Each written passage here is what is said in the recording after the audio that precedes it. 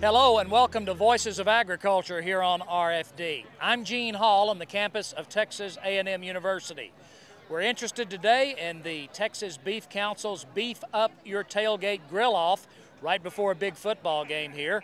We'll have details on that and other stories right after this. Are you a Texan? Are you a farmer or rancher? Is Texas agriculture important to you? Do you care about the future of rural Texas? Perhaps you're concerned about property rights, stewardship of the land, and the next generation of farm and ranch families. If any of this describes your thinking, then you belong in the Texas Farm Bureau. Make your voice heard in the organization that is the voice of Texas agriculture. Call your County Farm Bureau office or visit us on the web at www.txfb.org.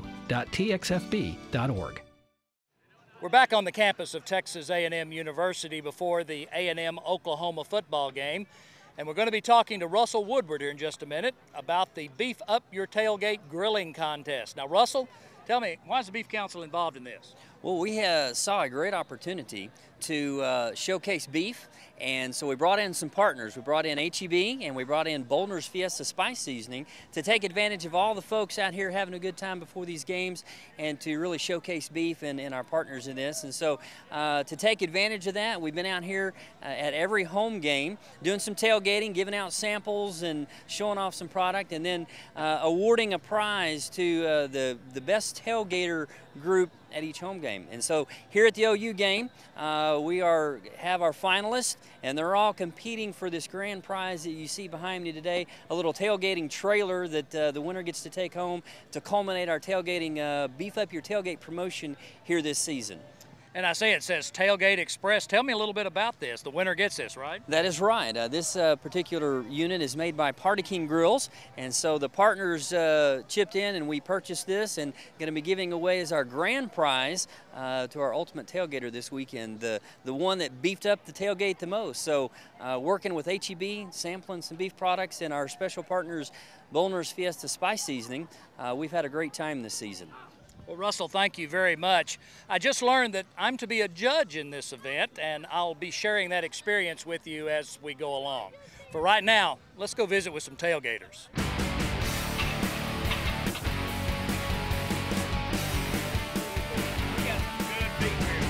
We're finding tailgating going on everywhere, lots of activity, and the smells are nothing short of wonderful. And we're here today talking to one of the contestants in the Texas Beef Council H-E-B Cook-Off. And who are you, sir? I'm Brian West with the Running M tailgating crew. I get the feeling that this is not the first time you've done this. No, sir, sure. And we've been here every home game, and this is our first year with this pit, and there's gonna be many more years to come. Well, what are you cooking here? Right now we got we got 18 racks of ribs. We have 3 briskets, almost 100 pounds of sausage, and 40 pounds of wings. Okay, well, what goes into an event like this? How do you prepare, and how do you get it ready to go on the grill? Well, the night before we have to season all of our beef, everything we're gonna cook, and get the trailer ready. Once we get that down, you have to make sure everyone has drinks, and then we have to get here no later than 5:30.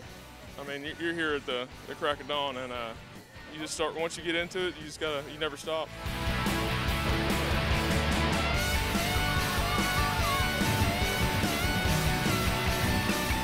We have another group of tailgaters here. They're competing in the Beef Up Your Tailgate grill-off, and we're talking to, please introduce yourself. Sherry Cusack.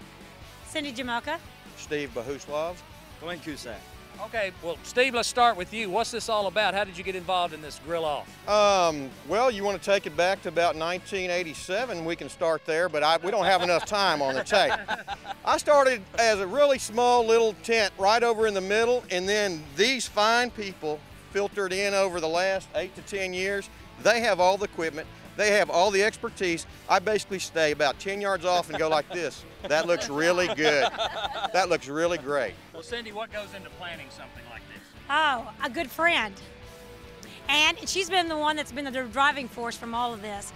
She brings in family is what the root of all this is, because of our children being up here, and it's important for us to stay in contact with them at all times and not from a far distance. So it allows us to be able to come up here and have a real good time with them, and most of all, those memories. Well, what are you serving today? Oh, good grief. We have fresh beef tenderloin on the pit. We have beef fajitas. We have a beef stew. And what else are we having, guys? Fajitas, all kinds of snacks. Anything that There's goes no with it. Weight Watchers material here As you today. can see, these are good dessert cookers here. If you look at what we're eating, then you'll already pass your points for the Weight Watcher deal.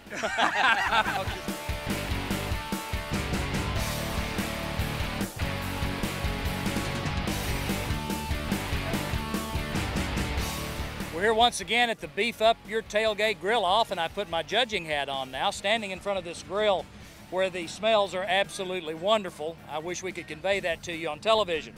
But I have here some chuck and some chuck steak, I've been told, and I'm about to test officially as a judge.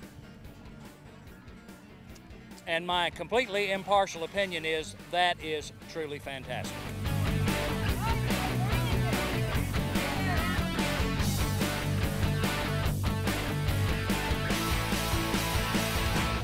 This is getting harder and harder to decide. That's really outstanding, I tell you.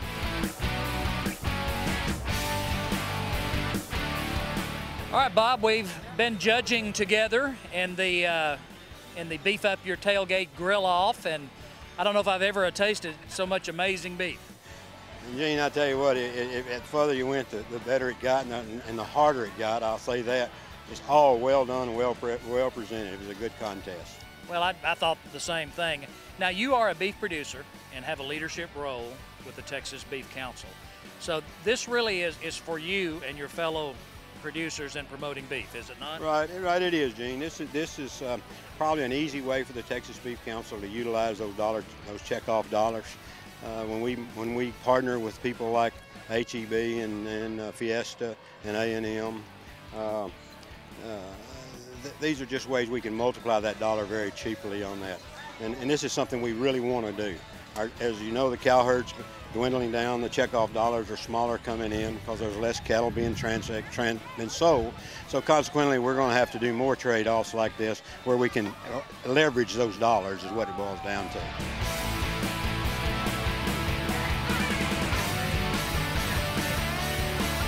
The winners of the 2008 Beef Up Your Barbecue Tailgate Grand Prize is Zone 416.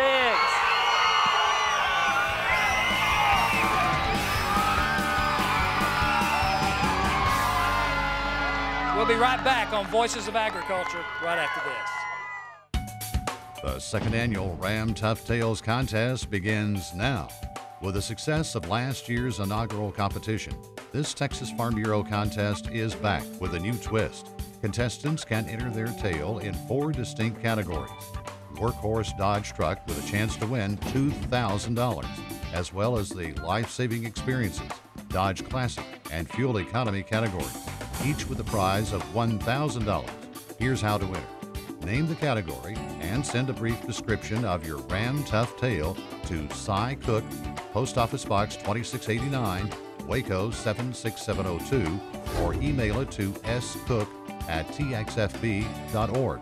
Entries must be received between August 1st and December 31st, 2008.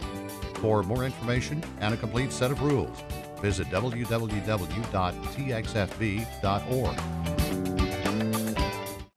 Welcome back to Texas A&M University and to our program. We wish happy birthday to the Texas Farm Bureau, celebrating its 75th anniversary as the largest farm organization in Texas. We invite you to watch this special tribute to that anniversary.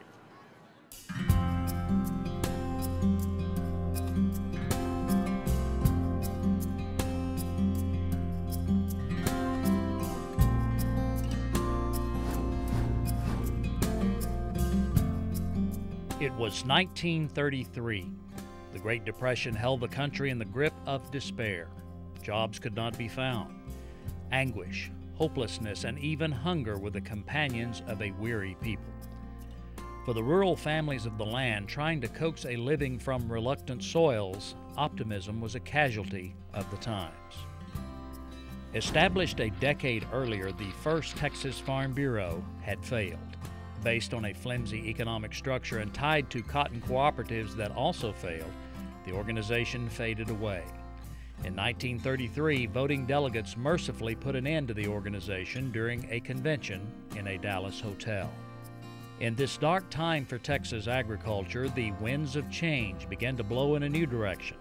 At the same meeting, a new organization, with the seeds of potential planted within a revised, even radical structure, was born. The new organization was called the Texas Agricultural Association. It was Farm Bureau and later would take that name back, but it was fundamentally different.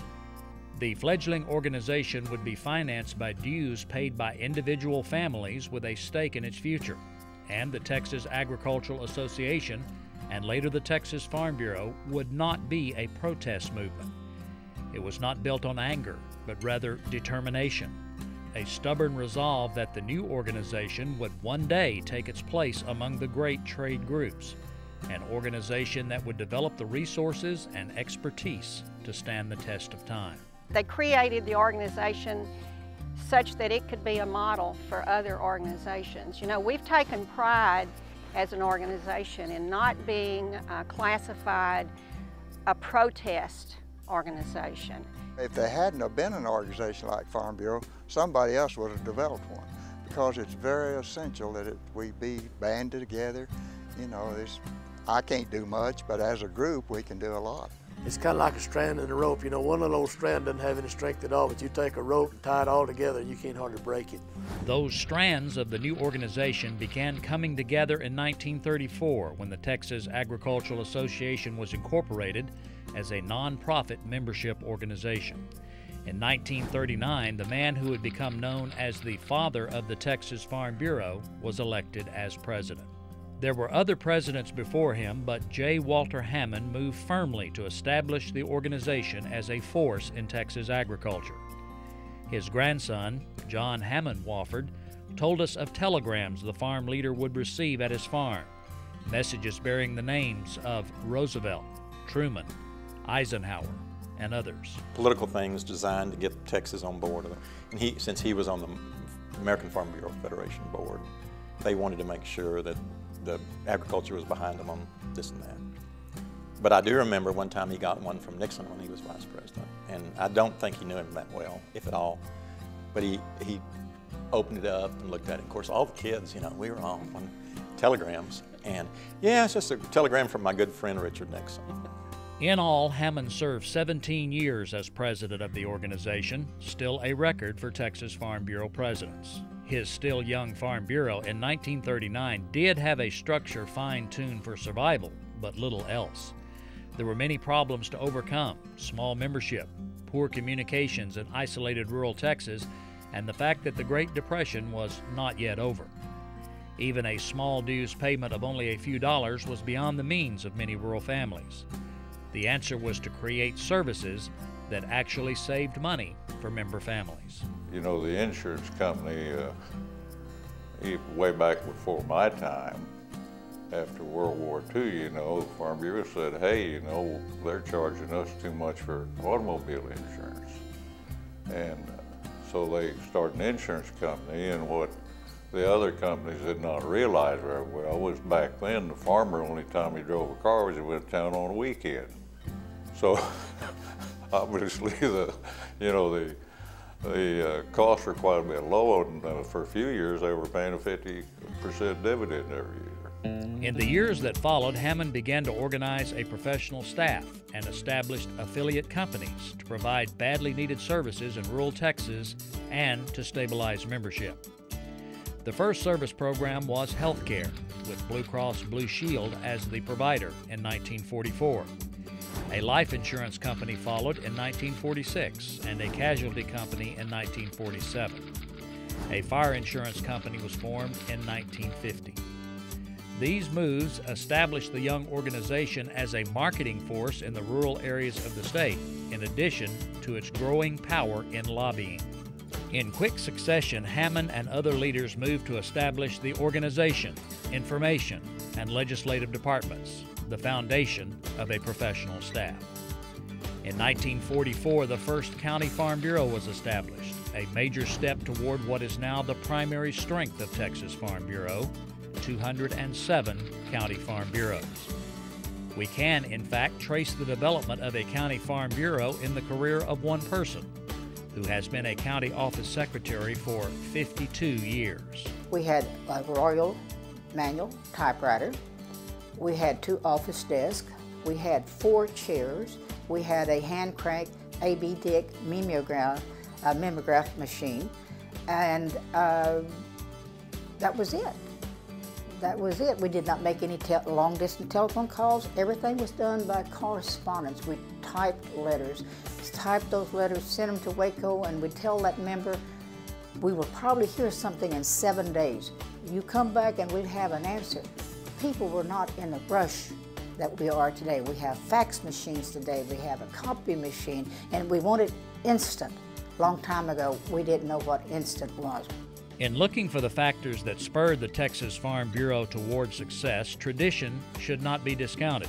However, the organization was often in the forefront, adopting new technology and creating new programs to serve members.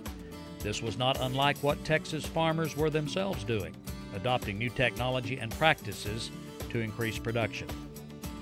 In 1961, the Commodity Department was created. It would grow to include 25 commodity advisory committees, meeting the needs of individual commodity producers with the resources of a general farm organization. J.H. West became Texas Farm Bureau president in 1957. C.H. Devaney took the helm in 1962. In 1970, J.T. Red Woodson was elected, followed by Carol Shalupka in 1974. In 1982, the presidency of S.M. True began. He would serve for 11 years. Farmers all over the state, I don't care if they're a cattleman, a cotton man, a sheep man, we can't do it alone. It's more important today. We've got to go with a unified voice as best as we can. If I'm a cotton farmer, I've got to support those people in the sheep business. We've got to support each other. In 1990, True and the Texas Farm Bureau faced one of its greatest challenges. A turbulent relationship with second-term Commissioner of Agriculture Jim Hightower was becoming intolerable. Hightower, a liberal populist, had used his position to promote an agenda quite at odds with the Farm Bureau's vision of Texas agriculture. In 1988, the Texas Farm Bureau Friends of Agriculture Fund, or Ag Fund, a political action fund, had been created to give Farm Bureau members a stronger voice in the selection of elected officials. The Agriculture Commissioner's race of 1990 was its first major test. In most cases, instead of working for us, in a lot of cases, he'd be working against what we really believed in, in the process of how things should be done. Neil Burnett in 1990 was a former Texas Farm Bureau state director, and he was one of the Six Pack, a group of 6 farmers and ranchers recruited to challenge Jim Hightower in the Democratic primary. I think Farm Bureau and the members played a very major part in that defeat. Predictably, the Six-Pack lost to Jim Hightower, but the votes they garnered, along with the numbers in the Republican primary, totaled more than Hightower received, an indication that Farm Bureau was on the right track. Destiny then said that we had to win it. Now, that didn't mean that we was going to do it easy. We had to go out and work hard for it, which we did. But we had a situation there where we did not have leadership in Texas Department of Agriculture, and we needed to change this. And it was a hard battle. People took their big cotton trailers and took plywood and built big signs and pulled them up by the side of the highway to where people could see these. And not only that, placards were printed and people were handing them out for us. So there was a lot of effort went into that with a lot of help from the membership. And that's the key to being a part of an organization. We all work together to accomplish a goal. And that was one goal that we worked hard at, and we won.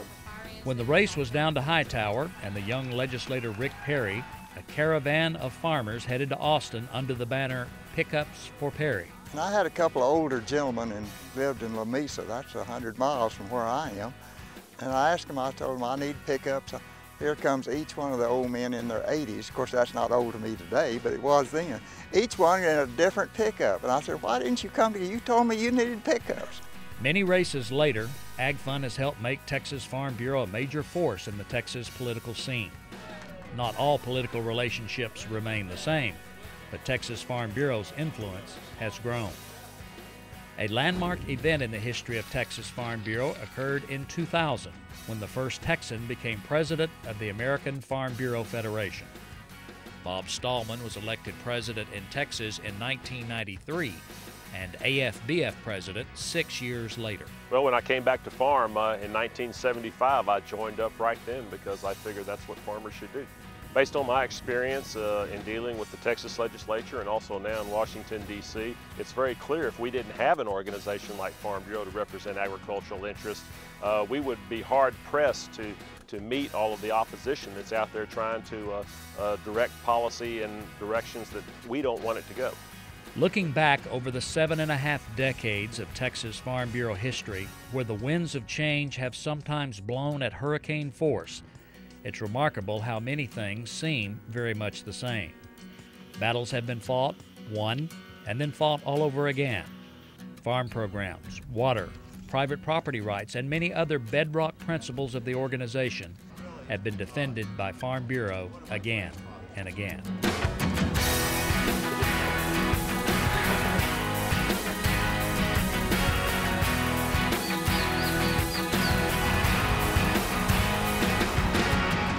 And Farm Bureau has always been about family. In a way, a family all to its own. The current TFB president, Kenneth Diersky, says his involvement with the organization was very much due to the guidance of his father. My dad told me, he said, "You come back to the farm." He said, "Don't just come back to the farm." He said, "You need to be involved in some organization that's related to agriculture." And he suggested I try Farm Bureau, and that's how I became involved in Farm Bureau. With Texas Farm Bureau, we had the farmers and ranchers together, and we also brought all the organizations that had responsibilities for ag into one group, and we're known as the voice of agriculture. And I think without the voice of agriculture in Texas, I'm not real sure where farmers and ranchers would be today. I felt like I was a fit with Farm Bureau, with what they did, the manner in which they did it, and the results. So it was not looking for an opportunity to be a leader.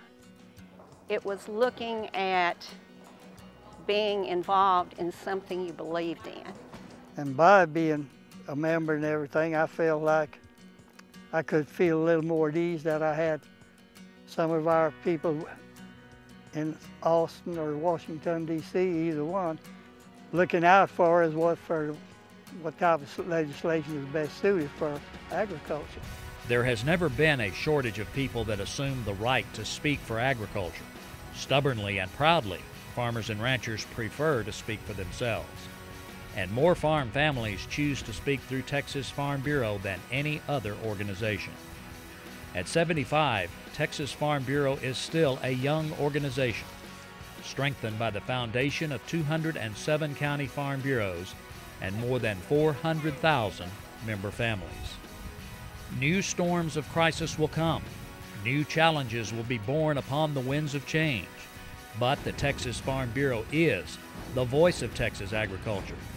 75 years ago, today, and tomorrow.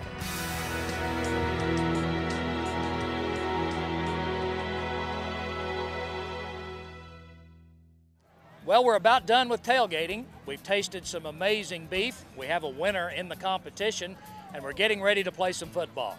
And that'll do it for our show for this week. Thank you for joining us. All of us here at Voices of Agriculture wish you a very Merry Christmas and a Happy New Year.